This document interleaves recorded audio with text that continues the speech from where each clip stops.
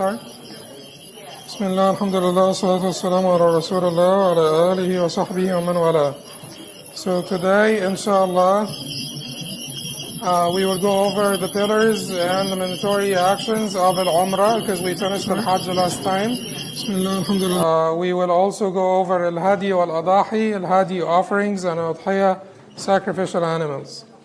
Imam ibn Qudamah rahimahullah said in his book al-Umdah, وَأَرْكَانُ الْعُمْرَةِ الطَّوَافِ. The pillars of Umrah are tawaf. The pillars of Umrah are tawaf. So what are the pillars of Umrah? And you know the difference between pillars and conditions and mandatory actions.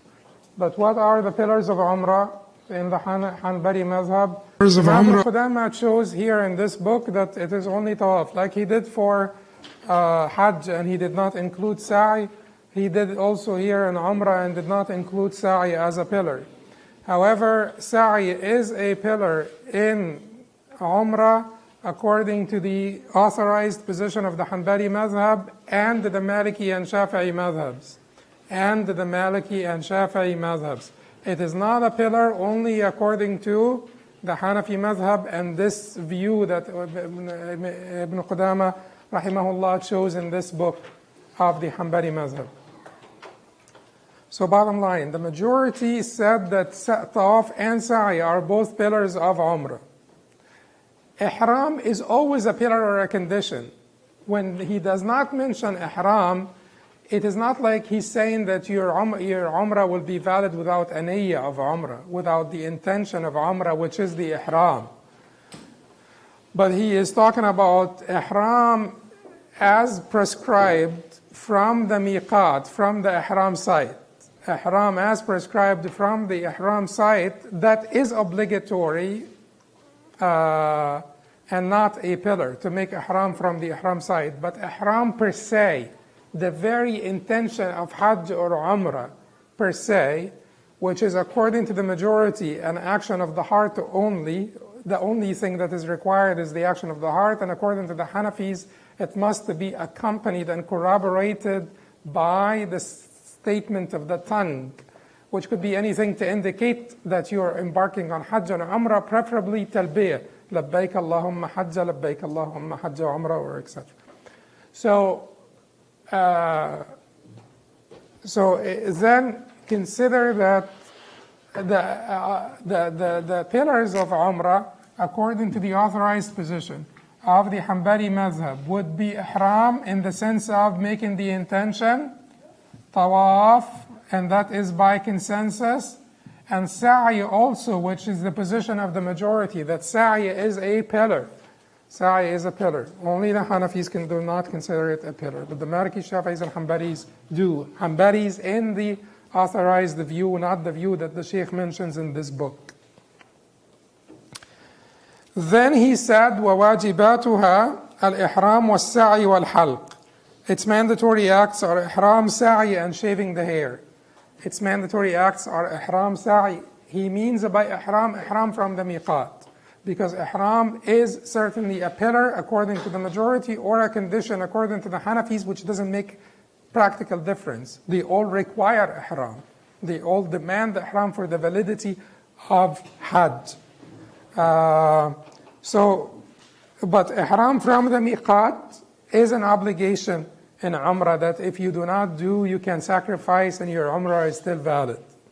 Sa'i, he mentioned Sa'i here because there are two different positions in the Hanbali Madhab, one that does not consider Sa'i to be a pillar and one that considers it to be a pillar, and they are sort of very strong positions within the Madhab. So some of the books will have Sa'i as a pillar, some will have Sa'i as an obligation, some will have Sa'i as a pillar in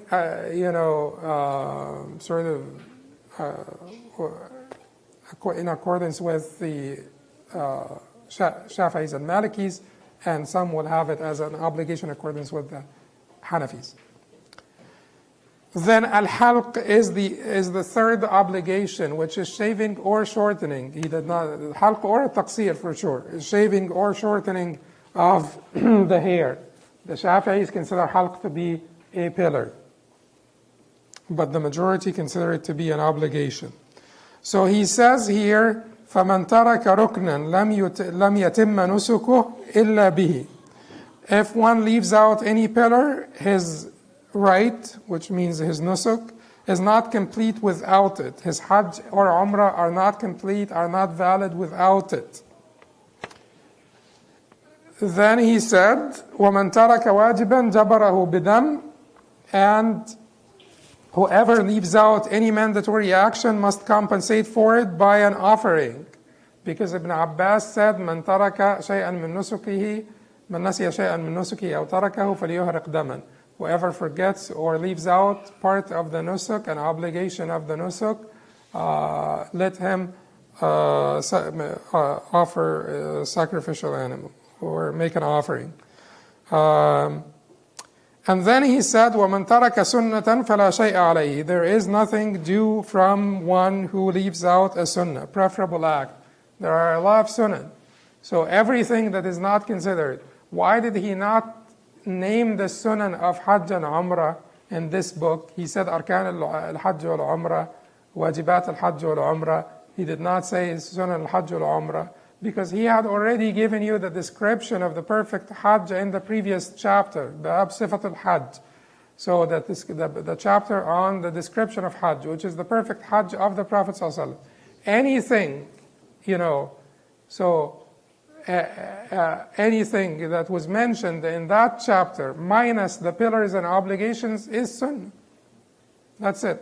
Anything that's mentioned in the chapter of the description minus the pillars and obligations is sunnah. Whoever leaves out a sunnah is not liable. There is no expiation. There is nothing that is required of them. Is that smart to leave out the sunnah? No, it is not. Certainly, if you will compromise the obligations, then you prioritize. And it is not haram to leave out the sunnah, but this is your season, this is your opportunity to get closer to Allah, to do it the best way that you can. You never know if you will be able to go back. So you just don't leave anything. You try to do it as perfectly as possible. In addition to this, there is always that concern that the sunnah that you think is sunnah is considered in a different madhab an obligation. Or the wajib that you're just considering to be a wajib is considered a pillar in a different madhab. So you try to do things as best as you can. And then the Shaykh said, وَمَنْ لَمْ يَقِفْ بِعَرَفَةٍ حَتَّى طَلَعَ الْفَجْرِ يَوْمَ النَّحْرِ فَقَدْ فَاتَهُ الْحَجِّ. He who does not stand at Arafah until the beginning of the dawn of the day of sacrifice, Yawm al-Nahr, the day of sacrifice, misses the Hajj. If you did not have the ability to stand at Arafah any time between the Fajr of the 9th and the Fajr of the 10th, according to the Hanbalis, we said according to the Hanafis it's from Dhuhr to Fajr and Maghrib to Fajr, according to the Malikis. But anyway, according to the Hanafis, Hanbalis and Shafa'is, from Fajr to Fajr, from Fajr of the 9th to Fajr of the 10th, if you miss, Arafah during this window, your Hajj is invalid. Your Hajj is invalid. And this is called fawat. And but the window that you will have to catch Arafah within for the Hanafis is Dhuhr of the 9th, and I mentioned this because these are important things. Dhuhr of the 9th until Fajr of the 10th. The window for the Malikis is from Maghrib of the 9th until Fajr of the 10th. So all of them will want you to stand part of the night, will want you to wait until sunset, to be there at Arafah after sunset, even by a very short while. Once the sun sets, you could proceed. So just make sure that you're there in Arafah after sunset. That's it. So what if you missed Arafah? He says, فَلْيَتَحَلَّلْ بِطَوَافٍ وَسَعْيٍ وَيَنْحَرْ هَدِيًا إِنْ كَانَ مَعَهُ وَعَلَيْهِ الْقَضَاءُ. So he must remove his ihram by performing tawaf and sa'i. And he must slaughter an offering, sheep or goat or better, if he can afford to do so. And he must make up this Hajj. Hajj, because Allah said, وَأَتِمُّ الْحَجَّ وَالْعُمْرَةَ لِلَّهِ, complete Hajj and Umrah for Allah, that is the one thing that they would require for you to make up if you did not finish it, even if it was not an obligation. Even if it was not an obligation. So, whose fatwa is this? Umar ibn Khattab's fatwa to Habbar ibn al-Aswad when he missed Hajj, and he came and he said, I missed Arafah, and he told them to make tawaf and sa'i and remove his ihram by this tawaf and sa'i, so like the pillars of Umrah, and to remove his ihram. And if he had brought with him offerings, he would slaughter them. If he not, then it's fine. So, and then he must make up next year. Then he must make up next year. He says then, وَإِنْ أَخْطَأَ النَّاسِ فَوَقَفُوا فِي غَيْرِ عَرَفَةٍ أَجْزَأَهُمْ ذَلِكَ وَإِنْ فَعَلَ ذَلِكَ نَفَرٌ مِّنْهُمْ فَقَدْ فَاتَهُمُ الْحَجِّ. If the people as a whole err in counting and stand on a day other than the day of Arafah, their Hajj is valid. If only a group of them does that, they miss the Hajj. Because Arafah يوم تعرفون. Just about missing Hajj. If the person was delayed because of the Sar, he was restricted somewhere, or that is the rules of Muhsar, not the rules of Fawat. even though he still showed up late, and I thought the Muhsar would have to go home, or he should go home from where he was prevented.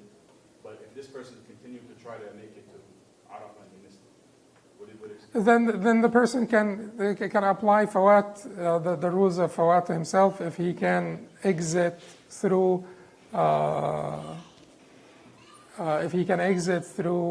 Tawaf and Sa'i, then that is part of the rules of the Muhsar. If the Muhsar was prevented from Arafah, but he was not prevented from Al-Bayt, then he can change his Hajj into Umrah and make that Umrah, and go to Al-Bayt, make the Tawaf and Sa'i, make Al-Umrah. But unlike Fawat, the Muhsar does not have a makeup.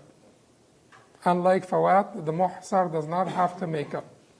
But part of the rules of Muhsar, if he was prevented from proceeding to Arafah, but then he was allowed to proceed to Mecca, he can go to Mecca and make the Tawaf and Sa'i, shave and exit from his ihram, go home. And the difference between him and the one who missed the Hajj is that he's excused from makeup because it was beyond his control. So then going back to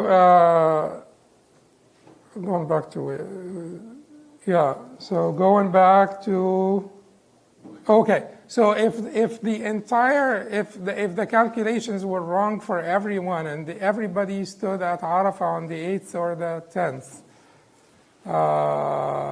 they just missed the day of Arafah. Everybody, it will count because the Prophet said, Arafah yawma tu'arrifun. Arafah is on the day where you stand at Arafah in some reports, and this is something that is like a hardship for the entire Hajj community. Therefore, they have been exempt from this.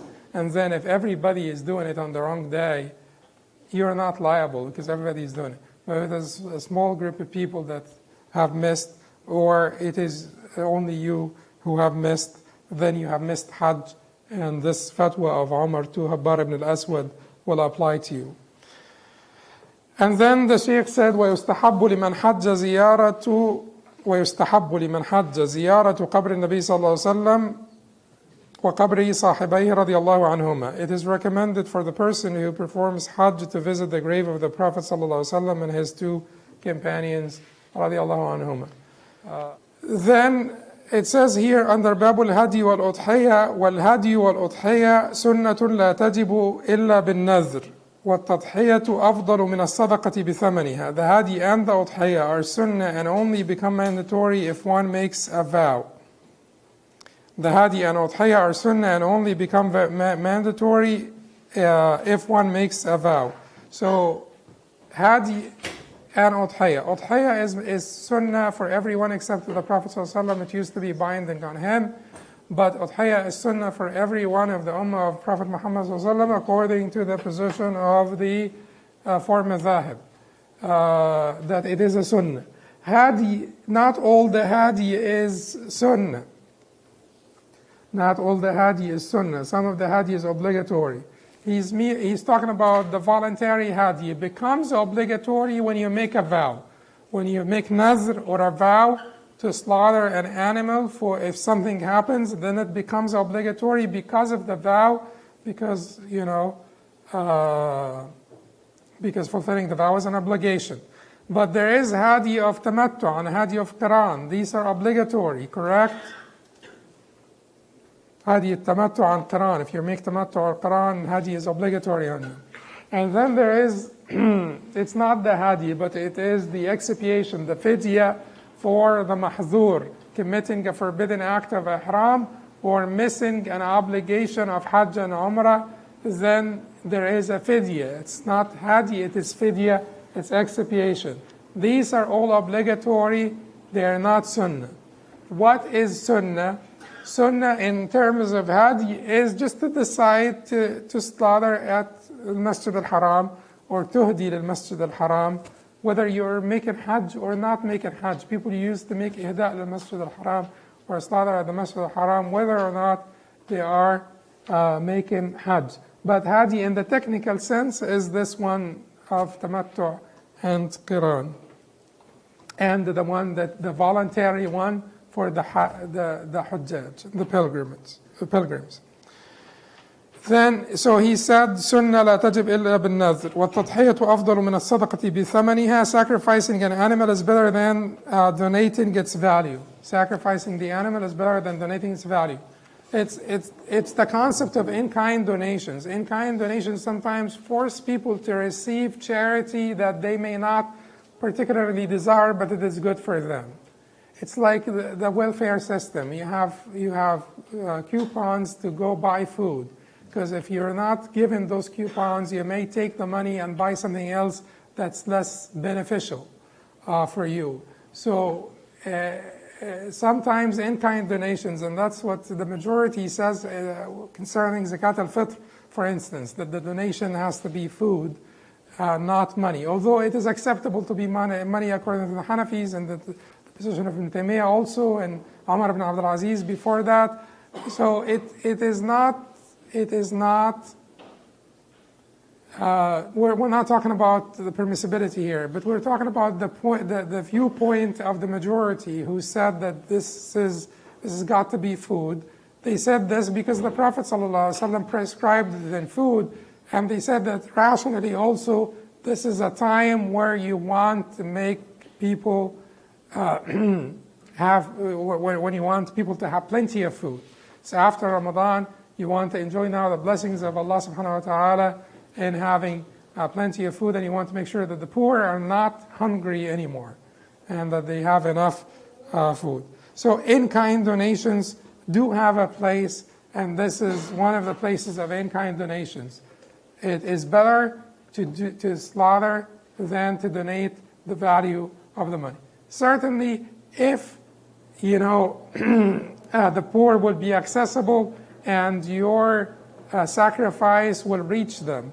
But if you have no access to the poor, or you fear that your sacrifice will not reach them, or like in the old days when there were a lot of sacrifices during that time of Hajj in Mecca, and a lot used to go to waste before they started to take them to like those big coolers and distribute them to different parts of the Muslim world. But in the old days, it used to be a mess, So in this case, certainly donating the value would be better than slaughtering, because slaughtering here will serve no purpose other than the shedding of blood. So donating the value would be better. But that's not for the obligatory hadi. That is for the voluntary hadi. Then the Sheikh said, وَالْأَفْضَلْ فِيهِمَا الْإِبِلْ ثُمَّ الْبَقَرْ ثُمَّ الْغَنَمْ. So he's talking about hadi and he's talking about udhiyah at the same time. The rules that will apply to the animal for hadi are the same rules that apply to the animal for udhiyah. Hadi and Udhiyah are pretty much the same thing when it comes to the animal that you will sacrifice. What is Hadi? The offering that you slaughter at the at al-Haram because of tamattu' or qiran, or the fidya, the expiation that you will slaughter because of missing an obligation or committing a forbidden act, or if you made this obligatory on yourself by nadr, or if you just wanted to give hadi at al-Haram and you did not make Hajj, you did not make tamattu', you made ifrad, but you still wanted to give hadi to the poor people in al-Haram. And udhiyah. The same rules for the animals will apply to all the above. He says, وَالْأَفْضَلْ فِيهِمَا الْإِبِلْ ثُمَّ الْبَقَرْ ثُمَّ الْغَنَمْ وَيُسْتَحَبُّ اسْتِحْسَانُهَا وَاسْتِسْمَانُهَا. The best of them are camels, then cows, followed by sheep and goats. It is recommended to select for the hadi or udhiyah, the best and the fattest. The best and the fattest. Okay. So ibil are first. Why ibil are better than baqar? Because the Prophet ﷺ said, when he was talking about coming to al-Jum'ah, من أتى في الساعة الأولى فكأنما قرب بدنه ومن أتى في الساعة الثانية فكأنما قرب بقرة. Whoever comes in the first hour as if he sacrificed a camel, whoever comes in the second hour as if he sacrificed the cow. We know from this that camels are better than cows, but it is also cultural. So if no people in your place do not eat camels, you probably want to slaughter a cow in this case. If you want to slaughter something big for your udhiyah, if you want to slaughter something bigger than a sheep or goat, then you slaughter a cow, because that is the food, that is what people sort of like more. Because what matters here is to feed the people. Because when they justify that a camel is better than a cow, although both will count for 7 people, and a cow is like a camel in all the rulings, because وَهَلْ هُنَّ إِلَّا مِنَ الْبُدْنِ, aren't they just like budn? Aren't they also budn, the baqar? So the rulings of camels apply to the rulings of baqar all the time. But like I said, when they try to justify this, they justified this in part because of the camels having more meat. They're bigger. They have more meat than cows. So, but if that meat is not edible by the people in your village or the people in your hometown, then you probably want to sacrifice a cow. Some of the scholars also said because camels taste better, and that would be controversial. Then, Sheikh said it's recommended to select for it the best and the fattest, that's for sure. ولا يجزئ إلا الجذع من الضأن والثني مما سواه. Nothing less than a jaza'a or jaza' of the sheep or the thaniyya of others will suffice. Because the Prophet ﷺ said, لا تذبحوا إلا مسنة إلا أن يعصر عليكم فتذبحوا جزعة من الضأن, or الجزع من الضأن. So don't slaughter except musinna or thaniyya is the same thing. Keep in mind, this is a very sort of complex issue. So let us just go over the Hanbali, which happened to be at the same time the Hanafi one. And if someone insists to listen, to hear about the Maliki and Shafi'i, we will still not,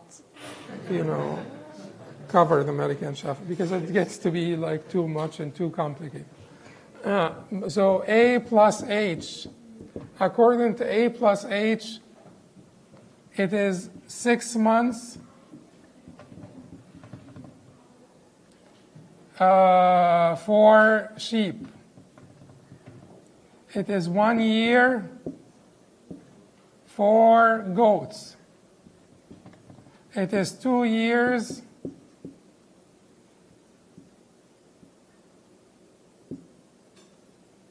for cows, and it is 5 years for camels. All of these are called thani or musinna. Thani means thanaya are the front teeth. When they fall out, the cattle is called thaniya. The front teeth, when they fall out, it's called thaniya. They fall out for cows when they're 2 years. For camels when they are 5 years. For goats when they are 1 year. الجذع من الضأن, sheep, is 6 months old. So the Prophet ﷺ said, لا تذبحوا إلا إلا مسنة إلا أن يعصر عليكم فتذبحوا جذعة من الضأن. So don't slaughter except a thani or musinna, except if it's hard for you, then you can slaughter a 6 months old. You could slaughter a jaza' of a da'an. Now, this is by agreement of all scholars. All of them accept this. When it comes to all of these animals, they say by agreement, thani only would be acceptable. The four mazahib would also accept jaza' of the sheep. The four mazahib accept jaza' of the sheep. Ibn Hazm does not. He says thani also of the sheep. But the four mazahib will also accept the jaza' of the sheep. The problem is they don't agree on the age of the jaza'. The Malikis, and that is why it is safer that we slaughter a 1 year old, whether it is sheep or goat. Although in the Hanafi and Hanbali mazhab, 6 months old sheep would suffice, the Malikis will consider the jaza' to be what? 1 year old. They said that it's just turned 1.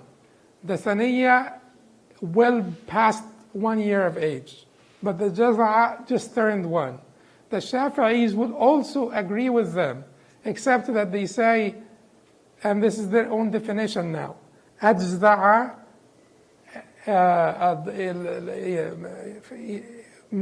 to them ajza'a is the verb from jaza'a. It means that the front teeth fell out.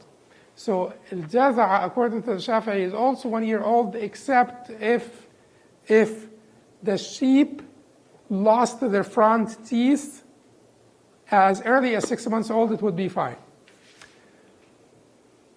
Okay, let's just try to figure out what we would need to do. It is best, because we agree that the jaza' of al-da'n will be okay. We agree that jaza' of al-da'n will be okay, but then what is the age of al-jaza'? And the Prophet ﷺ also said, لا تذبحوا إلا مسنة. Don't slaughter except a musinna, a thaniyya. Unless it is hard, then you could slaughter a jaza' of al-da'n, which is, this. In other reports, the Prophet ﷺ said al-jaza' or al-jaza' yujzi'u mimma, or al-jaza' tujzi'u, or al-jaza' yujzi'u mimma yujzi'u minhu, or tujzi'u minhu al-thaniyya. That the jaza' will suffice in place of al-thaniyya. Jaza' will suffice in place of the thaniyya. That is al-thaniyya. That is why the Hanafis and Hanbalis do not have any problem with the 6 months old sheep. But is it still preferred that we slaughter a 1 year old sheep? It is preferred. Why? Because if you slaughter a 1 year old sheep, you تخرج من الخلاف, meaning that you will be fine according to all of them, according to the four mazahib. You will be fine. Because the Hanbalis and Hanafis will not have any problem with you slaughtering a 13 months old sheep. And the Malikis will find this appropriate, and the Shafi'is will find this appropriate. So if you want to be on the safe side, you slaughter a 1 year old goat or sheep. Not even goats. So that is why I said that we're not going to talk about the Shafi'is and Malikis, because goats, for some of them, have to be 2 years old. But anyway, Just remember this. So it is 1 year old goat or sheep, 2 years, and some said 3, but 2 years, because what is it? It is about, it's a little bit subjective, because it's about when your teeth fall off or fall out. And that is to some extent subjective, because different cows have different times where their teeth fall out, and different farmers, they have their different thoughts. And the Prophet ﷺ used the language that is flexible, because he did not designate ages. He talked about, developmental stages of the different animals. So that's why they disagreed. But just remember this, and if you can get to do this, that would be great, because most of the people are not doing it that even. And that would be violation of agreement. If you slaughter, because most of the people back in Egypt and in those places, they fatten up the cows faster, and they, so like a 1 year old cow, for instance, they will consider this to be fat enough, or a 9 months old goat, or like a 5 months old sheep. They'll consider this to be fat enough for udhiyah, because to them it's like about how big it is. But in all honesty, that would be in defiance of all the four madhahib. I know back then they would. And it will be in defiance of almost consensus also. I'm sure back then, they weren't recording the days or how old exactly a sheep or a goat is. So they were only looking basically to see if the teeth fell out, and the 6 months is just like the age, or like an estimate as far as when that would happen. So if it's 6 or 7 months and the teeth didn't fall out, the Hanbalis and the Hanafis wouldn't say that the sheep is good or okay in this case. Let's say No, they designated ages, and that's the codification of fiqh. That is the idea of the codified sharia, because now it is not anymore. The Prophet ﷺ does not designate ages, but the scholars of the madhahib thereafter designated ages to facilitate this issue for us. Because nowadays people may not be well versed, or they may not be well acquainted with with what is thaniyya, what is musinna, and what is this. And that was part of the purpose of the codification of Sharia, is that people do not understand the terminology that was used by the Prophet ﷺ.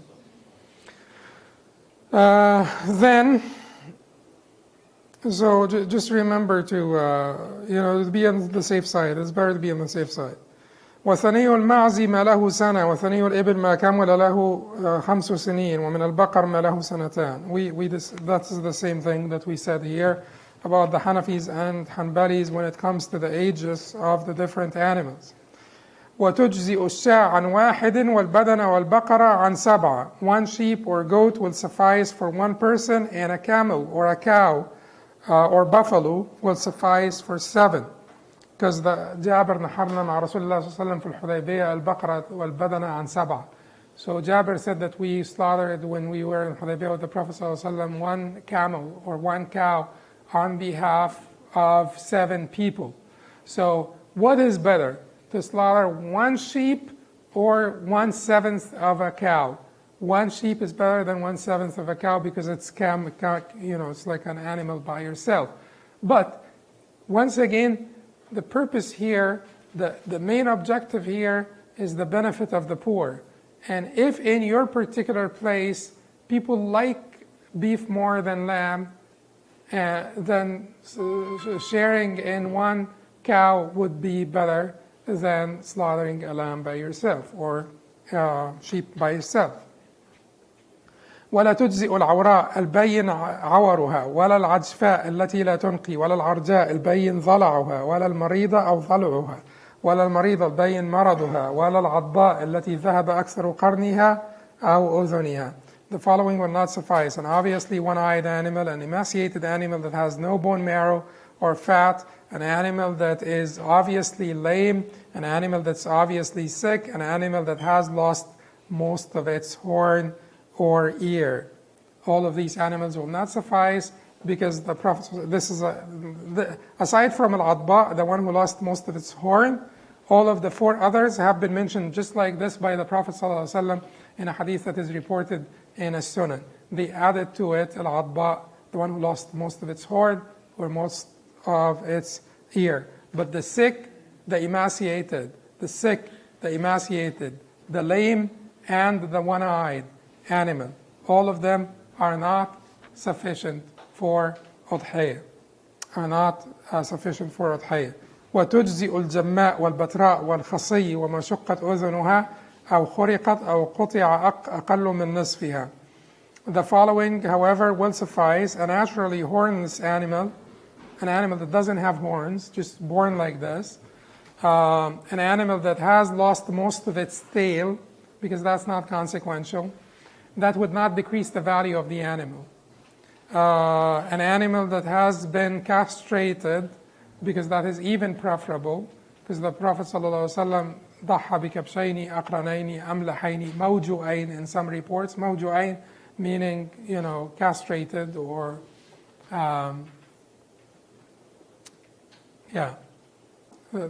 one form of castration. But it makes the meat, it makes the animal fatter, because it takes away the male hormones from the sheep. And if you take away the male hormones, the animal becomes heavier, fatter, and also becomes, the meat becomes better, if you take away the male hormones. So that's why al-Khasiyya is not only permissible, but even sometimes is considered recommended. An animal whose ear has been slit or pierced or has less than half of it cut off. So the piercing, the slitting, or cutting less than half of the ear will not cause the animal to be insufficient, still sufficient. So these may be considered defects, but they are not disqualifiers for the animal. The animal is still qualified to be an udhiyah. I will just take 5 minutes and finish this, so that when we come back, we will start at the time of slaughtering. He says, وَالسُنَّةُ نَحْرُ الْإِبِلْ قَائِمَةً مَعْقُولَةً يَدُهَا الْيُسْرَى وذبح البقر والغنم على صفاحها ويقول عند ذلك بسم الله والله أكبر اللهم هذا منك ولك. It is the sunnah to slaughter a camel by stabbing at the junction between the neck and the chest while it is standing with its left foreleg tied, and to slaughter cows and sheep on their sides, and to say Bismillah, Allahu Akbar, Allahumma minka walak, which means in the name of Allah, Allah is the greatest, O Allah, from you and to you. Because this is how the Prophet ﷺ slaughtered, made nahran slaughtering. For camels, it is stabbing here while they're standing with their left foreleg tied. Now, if we can give them something to calm them down and to decrease the pain for them, that would not be a bad thing, it would be a good thing, it would be consistent with the recommendation of the Prophet ﷺ, وَإِذَا ذَبَحْتُمْ فَأَحْسِنُوا الذِّبْحَ إِنَّ اللَّهَ كَتَبَ الْإِحْسَانَ عَلَى كُلِّ شَيْءٍ. Allah had prescribed kindness in everything, in all matters. And part of this, if you, when you slaughter, then do it with kindness, do it with ihsan, do it with perfection. وَلْيُحِدَّ أَحَدُكُمْ شَفْرَتَهُ وَلْيُرِحْ ذَبِيحَتَهُ. Let each one of you sharpen his blade so that he's not torturing the animal when he tries to cut. وَلْيُرِحْ ذَبِيحَتَهُ, and make the animal as comfortable as possible. You give comfort to the animal. And part of the etiquette of this is that you don't make the animal see the blade and all of that stuff. So that was the instruction in the process of dhabh. Now, if we can have techniques by which we further diminish the suffering of the animal, we can use those techniques. If we can give the animal like a shot that will make them sort of like a little bit less aware or in less pain when this happens, then we give it. Certainly a shot that will kill them will not be appropriate, but we're talking about a shot that will numb them, not kill them. And then you slaughter. This would be sunnah or not? It would be really consistent. وَلْيُرِحْ ذَبِيحَتَهُ, make his animal comfortable that is how we're making the animals comfortable now. So it is not about the forms, it's about the meanings, purposes, and so on. The purpose of the intent of the Sharia here is to make the animal comfortable, whichever way. During the time of the Prophet ﷺ, they could not really put them to sleep. There was no way to do this before they slaughtered them. So they had to rest them, and they had to do all the possible techniques to make the animal comfortable without numbing them. And then he will say Bismillah, which is mandatory. Allahu Akbar Sunnah. Allahumma hadha minka wa lak. This is from you and to you also is Sunnah, because the Prophet ﷺ used to say this. Now, aside from the camels, everything will be laid on their side and slaughtered. Only the camels will be nahr will only apply to the camels. Finally, he says, وَلَا يُسْتَحَبُّ أَنْ يَذْبَحَهَا إِلَّا مُسْلِمٌ وَإِنْ ذَبَحَهَا صَاحِبُهَا فَهُوَ أَفْضَلُ. It's recommended that only a Muslim slaughters it. It is better if the person making the sacrifice slaughters it himself. And because it is a qurbah, it's an act of worship, and if you train yourself to do it yourself, then that would be a good thing. Because sometimes also, life is a little bit, life is not always sterilized. And sometimes you'll have to do things that are like this. What people do nowadays, with the overconsumption of meat nowadays, people don't feel any guilt because this is being done by someone else in some factory. And it is contributing to mass production. But if we're doing it ourselves, we will be even more appreciative of the meat, respectful of the animal, less wasting of food will happen if we're doing it ourselves. The fact that it is being done in factories make us more wasteful and more insensitive, and it's not really helping. So if you do it yourself, it will also teach you to be merciful as much as you can, and to strike that balance between practicality and compassion. Animal protein is important for health and for people's well-being, according to the vast majority of nutritionists, the vast majority of scientists, vast majority of humanity consumes animal protein. So that is something everybody knows. Now, how do we go about this? And that is the idea of the bipolar unity of Islam. It recognizes the two ends. It recognizes the body and the spirit. It came to regulate human life in every regard and not shy away from regulating an area because it is uncomfortable. This very idea of, war and Islam regulating war. And, I just heard Jordan Peterson say that part of the reason why he can't really reconcile Islam and the Judeo-Christian tradition is that he believes that the Prophet ﷺ was a warlord, or he thinks that the Prophet ﷺ is a warlord, and he's finding a great difficulty reconciling it. And despite the fact that he's very intelligent and very, very intellectual, that is the intellectual dissonance, that is the inconsistency, that is just appalling. What? You've never read the Old Testament? You've never read all of the Joshua and Deuteronomy and what is that? Where do you find in the Quran kill them all, including the women and the children, and keep only the virgin women as concubines? That is Moses. Judeo-Christian versus Islam, and you can't reconcile because that is crazy. That is hypocritical to the point of no return. Like when someone says this, you fear that these people are like too blind that you can't even just bring them back, although you don't lose hope ever. But it is just like, it is completely inconsistent. The idea here is that Jesus, peace be upon him, although there is mention of war and spears and swords in the New Testament, but Jesus, peace be upon him, came to infuse spirituality in the law that was existent. He did not come to deny or demolish or abrogate the law that was existent. He came to infuse spirituality in a law that was existent, and Islam came with a complete message, a complete instruction that combined between the spirituality of the New Testament and the laws of the Old Testament.